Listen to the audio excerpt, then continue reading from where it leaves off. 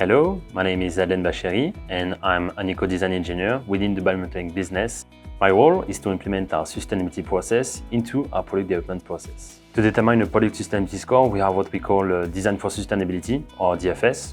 This is our internal process, fully integrated into our product development process. The idea here is to consider sustainability in the product development, but at the early phase of the project. We do so because at the beginning of the project is not well defined, there are a lot of design choices to be made, so there is enough room for change. So the goal is to guide the product team through our DFS process to help them to do the right choice that will enable them to develop a sustainable product. This is also a holistic approach, which means that we consider all the life cycle steps of the product, and this allows us to see when there is a trade-off between different life cycle steps, when there is. There is indeed a difference in our approach to sustainability goals for improving existing products compared to designing new ones.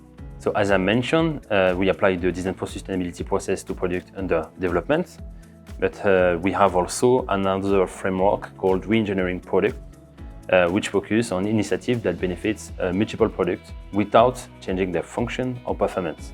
And this avoids the need for our customer to revalidate the product.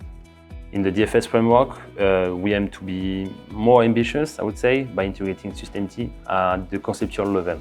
And this allows us to maximize our flexibility and create a significant impact.